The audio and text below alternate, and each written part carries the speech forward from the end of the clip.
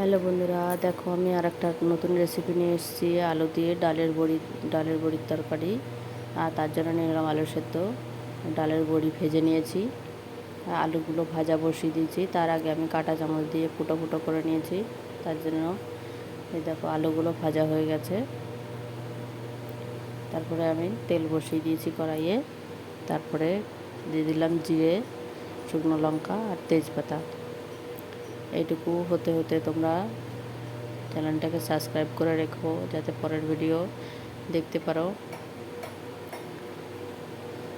আর এই যে দিয়ে দিলাম মশলা বাটাগুলো। এর মধ্যে আছে আদা, লঙ্কা, জিরা, বাদাম বাটা। এগুলি হতে হতে একটু লবণ দিয়ে দিলাম যাতে তাড়াতাড়ি একটু হয়ে যায়। হলুদটা আগে দিয়ে দিচ্ছি, হলুদের গন্ধ অন্য যদি না করে তাহলে তার জন্য।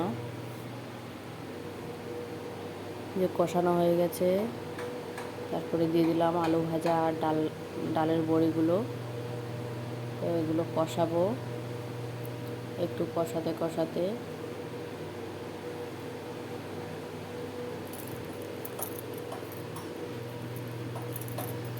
দেখো কষানো হয়ে একটু লবণ দিয়ে দিলাম পরিমাণ মতো। আগেও লবণ দিয়েছি ভাজার মধ্যে, মশলার মধ্যে তোমরা দেখেছো। তার জন্য পরিমাণ মতো লবণটা দিতে হবে যেন লবণ বেশি না হয়ে যায়।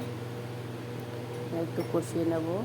কষানো হয়ে গেলে ততক্ষণে তোমরা লাইক কমেন্ট করে দিও, শেয়ার করে দিও। কষানো হয়ে গেছে, দিয়ে দিলাম জলগুলো একটু, তরকারিটা একটু ফুটবে।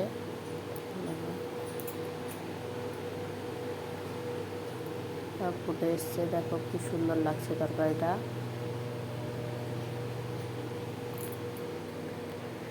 এবার দিয়ে দিলাম আমি জিরে পাউডার। এর মধ্যে আছে জিরে, গোলমরিচ আর গরম মশলা একসঙ্গে পাউডার করে নিয়ে আমি ঘরেই পাউডার করেছি।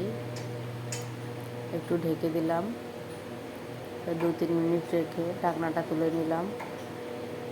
দেখো এবার রেডি আমার আলু দিয়ে ডালের বড়ির তরকারি। আলুগুলো কিন্তু আমি ভাঙবো না, যে বাদাম বাটা আছে ওতেই গ্রেভি হয়ে যাবে। নামিয়ে নিলাম। কেমন লাগলো ভিডিওটা তোমরা কমেন্টে অবশ্যই জানিও। আমার তো খুব টেস্টি লাগে, তার জন্য আমি বারবার বানাই। তোমরাও একদিন বানিয়ে দেখো, বারবার খেতে ইচ্ছা করবে। Bye bye.